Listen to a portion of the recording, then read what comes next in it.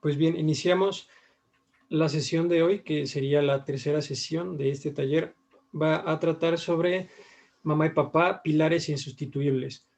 Lo que vamos a tratar de explicar en esta sesión es cuál es el papel de la madre y el padre y por qué son esto que acabamos de decir, por qué son insustituibles, por qué no hay ninguna manera de reemplazar a ninguno de los dos, ni siquiera cuando hablemos de, por ejemplo, de una separación que luego termina en una nueva unión libre, cuando hay un padrastro o una madrastra, y también cuando se da el caso de la adopción. ¿Me regalas tantito la diapositiva anterior, porfis? Claro. Bueno, con esto, desde luego, estamos pues hablando de lo necesario que son los padres para el desarrollo como seres humanos de los hijos, como seres humanos plenos y felices. Con esto no quiere decir que no estemos tomando en cuenta pues a todos aquellos que crecemos sin mamá, sin papá o sin los dos. Más bien, precisamente a lo largo de la exposición nos vamos a percatar de qué dificultades podríamos ir teniendo debido a estas ausencias y hacia dónde tendríamos que estar dirigiendo nuestros esfuerzos.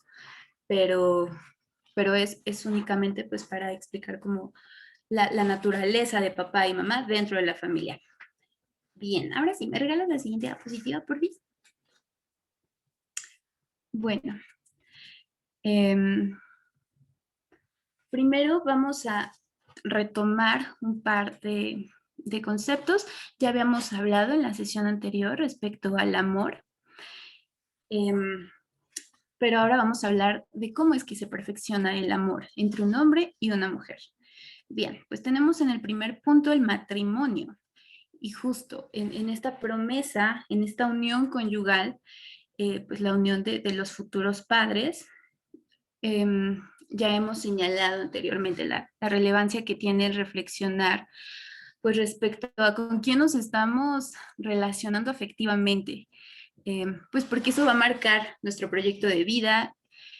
Hemos decidido dedicar estas 2 sesiones, prácticamente estas últimas 2 sesiones, a este tema, porque es una de las decisiones más importantes de nuestra existencia, como lo hemos visto y como lo seguiremos viendo hoy, ya que es algo a lo que naturalmente como seres humanos estamos llamados, a buscar relacionarnos para formar una familia. Por lo tanto, es un anhelo que va a estar presente en nosotros como humanos, manifestándose de distintas formas. Con esto quiero decir que, por ejemplo, aquellos que deciden vivir en unión libre, no es que no sean humanos y no quieran realmente una familia y no estén buscando el amor, es que no saben cómo, no tienen idea, están bastante.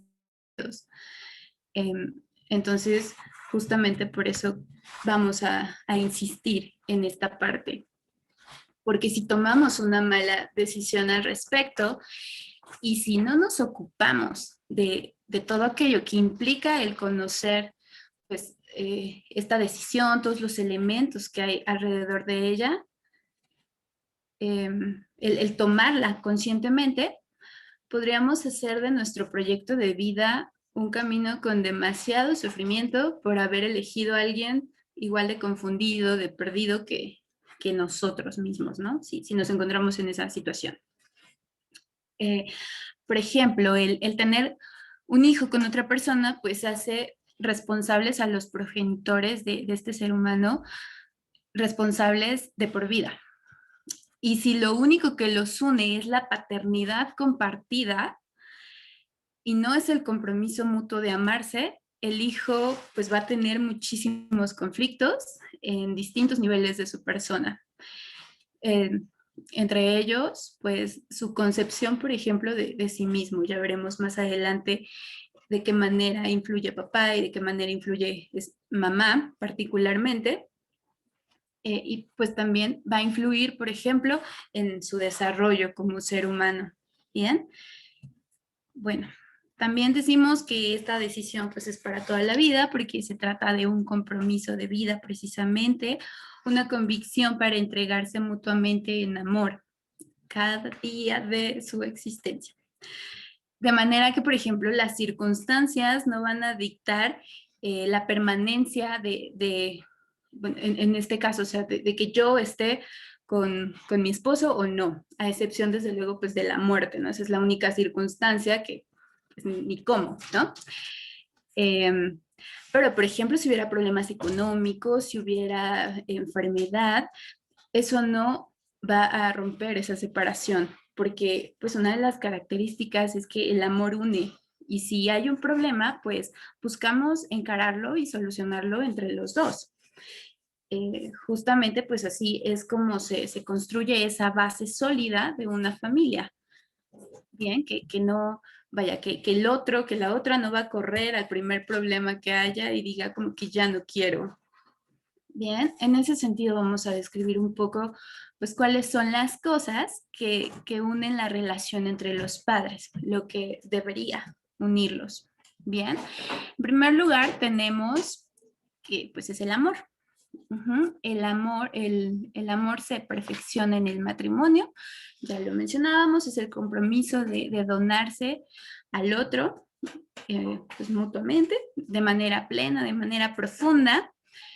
Es la manifestación, además, de la conciencia de que amar es elegirse cada día y es el estar dispuesto a crecer, pues, en virtud. Esto tiene que ver con el desarrollo humano, desde luego, a través de buscar el bien de ambos, ejerciendo ejerciendo la sabiduría, por ejemplo, para dialogar, comunicarse, ser pacientes, cultivar el cariño, la comprensión, la ternura, el perdón, diario, cada día.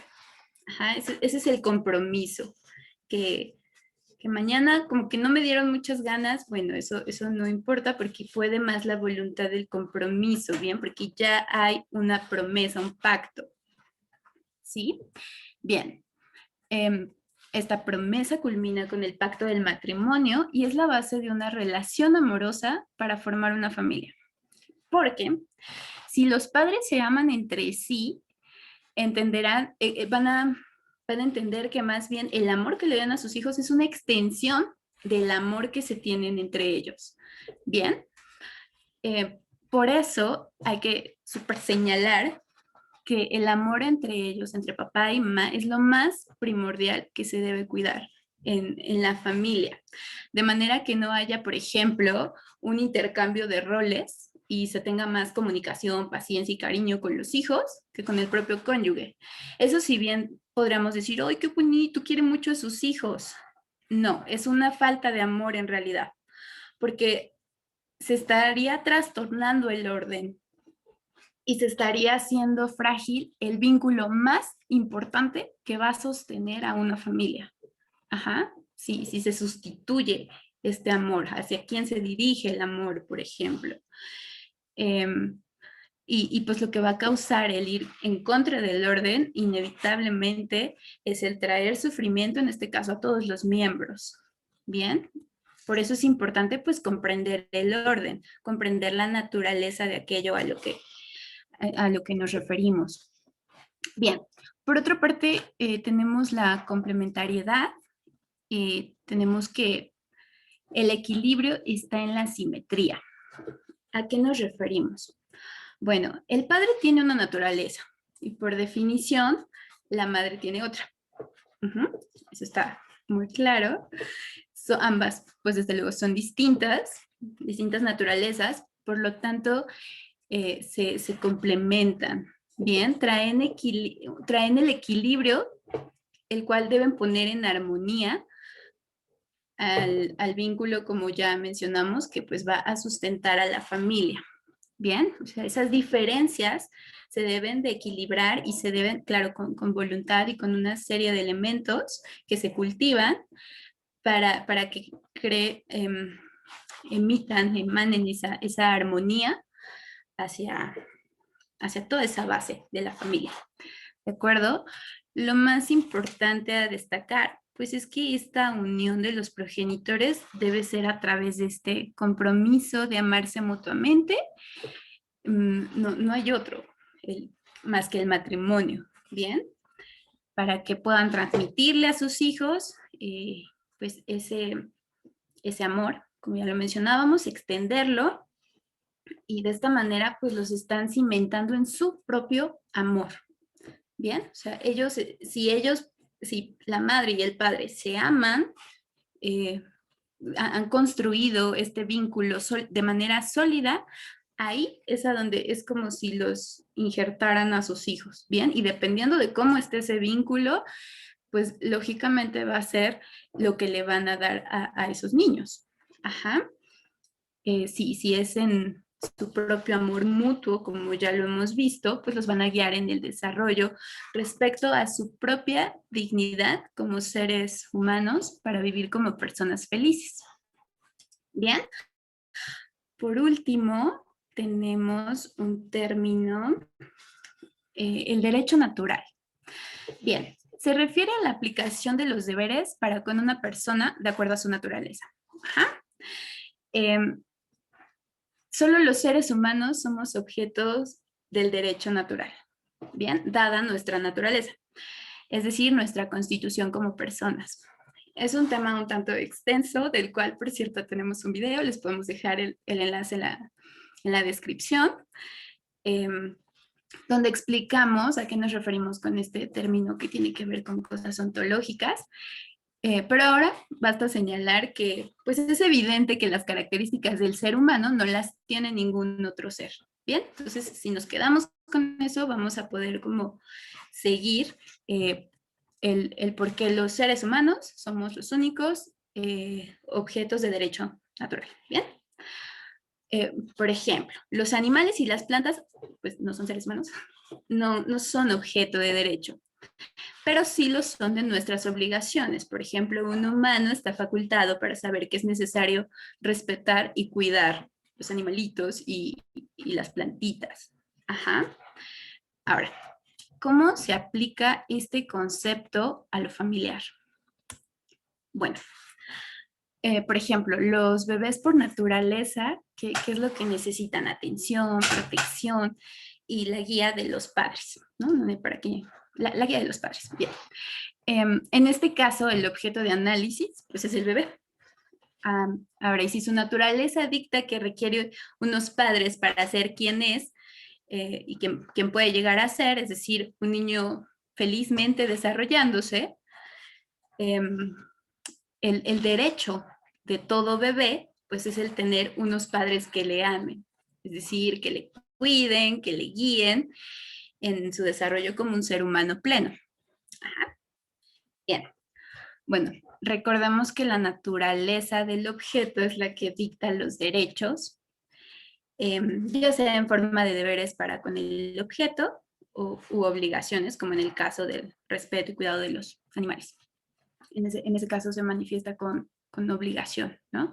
Pero en este caso, del bebé y de los padres, pues ese derecho, ese deber para con el bebé es que tenga esos padres amorosos. Ahora, esto únicamente va a pasar mediante lo que ya hemos señalado anteriormente. Es decir, que los padres hayan adquirido pues el compromiso de amarse. No hay otra forma más que cuidar el amor. O sea, como amar por el resto de la vida, pues cuidando el amor, comprometiéndome a que voy a cuidar el amor. Bien, pues el tener un matrimonio en el que provean a través de esa extensión de su amor a su hijo también, de ese amor. ¿Bien? Bueno, entonces con esto se puede concluir que el abandono de los hijos es ir en contra del derecho natural. Ajá. El despojar a un hijo de sus padres es ir en contra de su derecho natural, porque se les está privando de lo que les corresponde por su propia naturaleza. Bien. Ahora, también tenemos que el ser humano, por su propia naturaleza, pues también tiende a la búsqueda de formar su propia familia. Ajá. Se puede ver, por ejemplo, en la aspiración que tiene todo ser humano a trascender, a dejar huella, a dejar pues, un legado en el mundo después de que parta de este mundo. Y ciertamente con los hijos es algo así. O sea, le están dejando al mundo a sus hijos. lo que ellos pusieron en sus hijos lo van a poner en el mundo. Bien, entonces ahí se puede ver. Ahora, en este caso, el derecho natural pues es poder tener hijos, pero recordemos que no puede haber aquí contradicciones lógicas. Ajá. Entonces, este derecho es perfectamente compatible y pues necesario de tomar en cuenta con el primer derecho que mencionamos. Bien, ¿cuál fue ese derecho? Pues el tener hijos respetando su propio derecho a ser amados y educados por sus progenitores. Ajá. Entonces, nuevamente, únicamente esto se cumple a través del compromiso que se adquiere con el matrimonio. Ajá. Es la única garantía del desarrollo plenamente humano. ¿A qué nos referimos? Que solo a través del matrimonio se adquiere y se garantiza como ese compromiso para buscar la felicidad a través del amor conyugal. O sea, es una garantía porque es un compromiso. Bien. Y eso es por esa parte del amor y la complementariedad.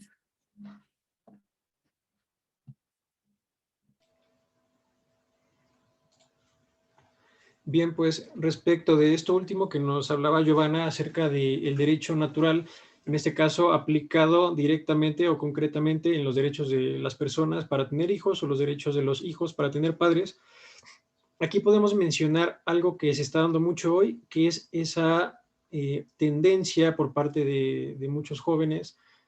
Claro, se entiende en parte, dada la experiencia de soledad que empieza a abrumar cada vez con mayor fuerza a nuestra sociedad, se entiende que las personas empiecen a querer tener hijos sin antes haber consolidado una relación de pareja, es decir, sin antes haber contraído un matrimonio, cosa que se da muchas veces también en la soltería.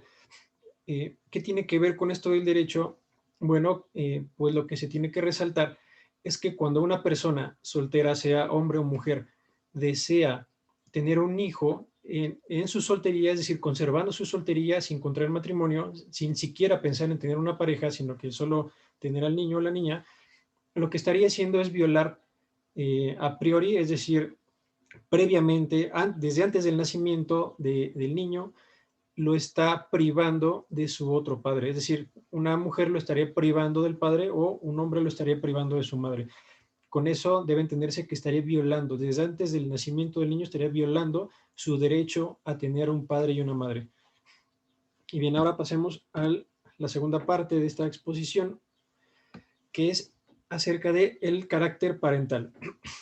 ¿Qué quiere decir? Que vamos a hablar de qué es lo que le corresponde por naturaleza a la madre en cuanto madre y qué es lo que le corresponde al padre en cuanto padre. Primero hay que señalar, como ya Giovanna nos ha ido guiando, que no hay una simetría en cuanto a los papeles que ocupan el padre y la madre. ¿Qué quiere decir esto? Que el padre y la madre no son como un pastel que se parte a la mitad. La analogía no iría en ese sentido, porque si así fuera, entonces no habría ningún motivo para decir que no son sustituibles. Si cada cual cumple con la mitad de la tarea, entonces sí se puede decir que cualquiera de los dos puede ser sustituido por la mitad que falta. Es decir, un pastel le quitamos una mitad, podemos sustituirla con la mitad de otro pastel, pero la analogía no iría por ahí. Más bien, esto se compara con la relación que hay entre el alma y el cuerpo. El alma y el cuerpo son dos principios que constituyen al ser humano, pero no son dos mitades, sino que ambos principios, es decir, el alma por un lado y por otro lado la materia, son los que conforman esa unidad que es el ser humano. Se parecería más bien lo que hace el padre y la madre dentro de la formación de un nuevo ser humano, es decir, lo que harían a través de la educación es ser fundamentos o ser constituyentes de dos principios, podríamos decir de dos cadenas o dos líneas de principios que van a confluir, pero que no van a cumplir cada uno con la mitad de una cosa, sino que ambos son sostenes necesarios. Y bien, hablemos primero de la madre. Es característica regular o natural de la madre que gracias a ella el bebé empieza a tener una especie de autoconciencia. Una autoconciencia porque el bebé cuando nace no tiene una una conciencia plena en el sentido de distinguirse él mismo del mundo, sino que lo que percibe es una especie de unidad, una especie de síntesis o totalidad de su experiencia, y él mismo no se identifica o no se distingue de esa experiencia. Esto se va acrecentando en la medida en la que la madre lo va amamantando, en la medida en la que la madre lo abriga, lo abraza y, bueno, se relaciona con él de una manera bastante cercana. Entonces, gracias a esto, gracias a ese amor que la madre le va transmitiendo al bebé, es que el bebé empieza a cobrar una autoconciencia. Pero aquí vamos a hacer un paréntesis. Esa autoconciencia del bebé, si bien consiste en que se percibe a sí mismo como un ser humano, que se percibe a sí mismo como un ser viviente que poco a poco va tomando decisiones, teniendo deseos, no quiere decir esto que eso ya le confiera la completa o plena identidad de sentirse como alguien ajeno o distinto de la madre. Esto lo vamos a explicar cuando hablemos del padre. Bueno, otra característica de la madre es que ella establece, o más bien por ella se establece un vínculo demasiado estrecho por la cuestión biofísica y afectiva. Lo biofísico, que consiste primero en que la madre lo engendra en su vientre y luego a través del cordón umbilical se va relacionando en su interior con el bebé, esto se va extendiendo, es decir, este cordón se va extendiendo y se va a convertir después, analógicamente, en un cordón, pero afectivo, ya no biofísico. ¿Por qué afectivo? Porque se empiezan a sentir ambos, es decir, la relación natural entre la madre y el niño o la niña es que ambos empiezan a sentir como parte de un mismo ser, como si uno fuera una extensión del otro. Tanto es así que muchas veces podemos decir que cuando un hijo padece, a la edad que sea, con él padece la madre. Y esto se manifiesta de manera distinta con el padre. También ocurre lo de la experiencia directa de ser madre. La madre tiene una experiencia maternal en sí misma. Esto quiere decir que vive su experiencia como madre dentro de sí, puesto que es ella quien lleva en su vientre al bebé. No viene nadie a decirle, oye, tú eres madre, y no se constituye como tal por esa noticia, ni toma conciencia por esa noticia plenamente, sino que toma la conciencia plena de la maternidad cuando ella experimenta desde sí misma o en sí misma esa unión que ella tiene con ese nuevo individuo. Y bueno, también vamos a decir por último acerca de la naturaleza de la maternidad, que la mujer como madre tiene una naturaleza receptora. Esto se relaciona con lo que ya he mencionado, o sea, con el hecho de que la madre recibe y acoge, y estas dos podrían decirse que son los rasgos más distintivos de la madre en cuanto tal. Ahora pasamos a hablar del padre. ¿Y por qué ponemos aquí este título de distancia paternal? Esto no quiere decir que sea natural del padre estarse alejando o no estar presente en la educación de sus hijos. No tiene nada que ver con eso. Cuando hablamos de una distancia paternal, nos referimos a que lo natural en el padre es que éste empiece a experimentar su paternidad de una manera indirecta. No es como la madre que experimenta la maternidad en sí misma por cargar en su vientre al bebé, sino que el padre lo experimenta desde afuera, desde la distancia, ya que no es él el que engendra en su vientre al bebé, él no lleva dentro de sí al bebé, sino que desde la distancia, desde su posición, él empieza a ser padre y él sí empieza a hacerlo o cobra conciencia de ello con la noticia de que él va a ser un padre y no con el hecho de que en su cuerpo se experimente algún cambio, como si ocurre en la madre. Bueno, otra cosa importante de la naturaleza paternal es que el padre viene a establecer una especie de distinción, una distinción muy fundamental entre la madre y el hijo. Ya había mencionado que la madre y el hijo, por ese cordón umbilical que luego se extiende en su relación a través del cordón umbilical afectivo, por así llamarlo, es el padre el que viene a cortar este cordón. No es que venga a separar al hijo de la madre, sino es el que viene a establecer esa distinción. Es como venir a decirle al hijo o a la hija, tú eres un individuo distinto de tu madre. Entonces, eso es lo que viene a ser el padre. Y gracias también a esta potencia o al conjunto de potencias que se desprenden de esa capacidad del padre o de esa naturaleza, es que también depende del padre el desarrollo de la masculinidad o la feminidad de los niños, de la masculinidad por imitación de manera positiva. Es decir, el niño adquiere rasgos masculinos naturales. No estamos hablando en este caso del cuerpo, sino de los rasgos que tienen que ver con la dimensión psicológica, la dimensión afectiva, incluso con la conciencia de la misma masculinidad del niño. Esto se va a desarrollar por imitación de la misma masculinidad del padre.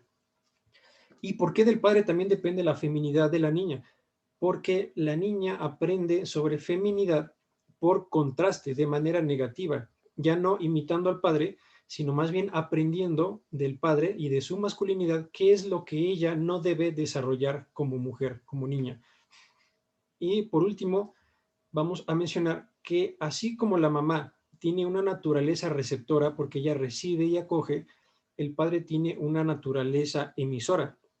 Esto quiere decir que él tiene una cierta disposición constante en cuanto padre a brindar, a darse desde él, desde la distancia, por eso también se dice la distancia paternal, es desde sí mismo que va a realizar la entrega amorosa, diferente a la madre que más bien es en sí donde se recibe y se acoge esa entrega de amor. Y bueno, estamos mencionando todo esto también, no porque queramos decir que hay una cierta pérdida de esperanza cuando falta el padre o la madre. Al contrario, lo que buscamos con esta explicación es proporcionar también una ayuda o una cierta guía, incluso para quienes son tutores, no para los padres. Es decir, para los abuelos, por ejemplo, que se encargan de educar a los niños, sean abuelos, sean tíos o cualquier otra persona que tenga algún lazo de sangre con los pequeños, pero también aplica en el caso de la adopción. No es que todo esté perdido en su caso, puesto que falta el padre, la madre o ambos, sino que gracias a este carácter o gracias a la conciencia de que papá y mamá son distintos, pero son necesarios, es que también los tutores pueden ir cobrando conciencia de cuáles son las partes afectivas o emotivas que van a ser más vulnerables en los niños precisamente por la falta o la ausencia de los padres. Y bueno, esto también tiene que ver con los derechos, con lo que mencionábamos. No tiene una persona derecho a tener hijos, no como individuo, sino que más bien es la pareja, es el matrimonio el que tiene el derecho a tener hijos por todo lo que hemos visto. Porque cuando se tiene un hijo, cuando se decide deliberadamente tener un hijo sin haberlo tenido como el fruto de un amor matrimonial, es entonces cuando de inicio al hijo se le está quitando esa gran parte de amor y esa parte de su formación que debería, bueno, no debería decir, que más bien es natural y que debería estar presente en la vida de todo ser humano.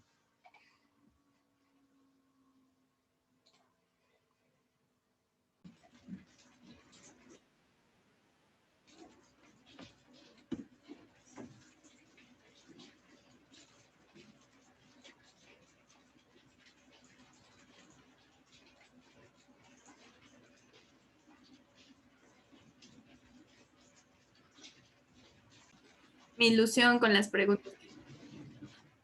Bien, tenemos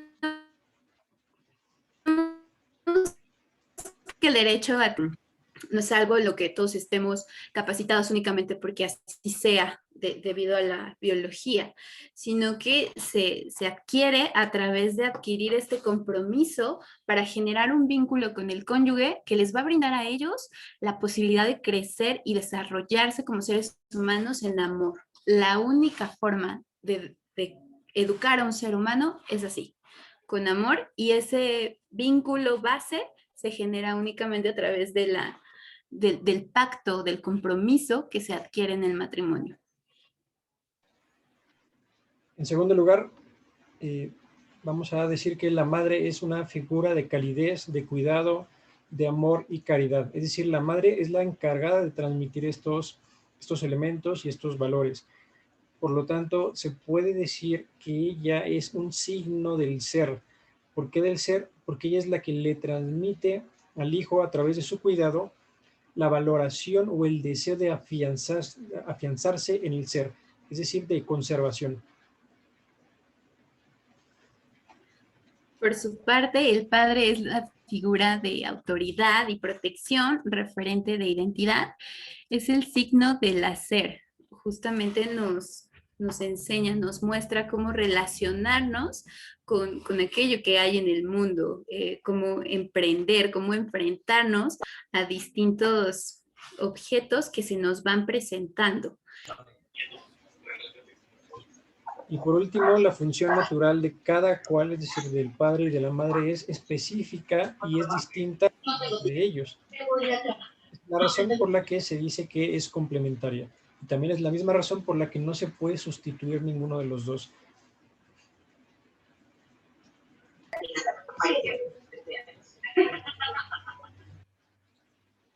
Bueno, les recordamos que aquí está nuestro contacto.